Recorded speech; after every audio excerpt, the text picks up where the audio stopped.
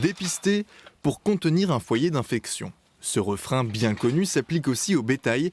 Ici, on parle de la tuberculose bovine. Je suis en train de mesurer les résultats de l'intradermotuberculination comparative que j'ai faite il y a 3 jours. C'est une opération qui consiste à essayer de détecter et d'éliminer les animaux qui nous permettent de dire si oui ou non l'animal est porteur de tuberculose bovine, donc potentiellement transmissible à l'homme. On parle alors de zoonose. Déjà présente dans les Pyrénées-Atlantiques et en Dordogne, la tuberculose bovine gagne du terrain en Limousin ces dernières années. On est très vigilant, c'est une maladie grave qui n'est pas une maladie forcément en régression chez l'homme. À une époque, on disait que la tuberculose suivait la misère, c'est pas vrai du tout. Et comme c'est une zoonose, nous, vétérinaires, garants de la santé humaine également, nous participons à la recherche, au dépistage de cette maladie. Il y a 2 ans, une suspicion de cas a conduit l'une des vaches de cet éleveur à l'abattoir, par précaution.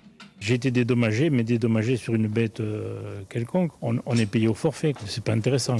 De retour au cabinet, le vétérinaire envoie les résultats du dépistage au service de l'État. Une opération répétée chaque année ou tous les 2 ans, selon les communes.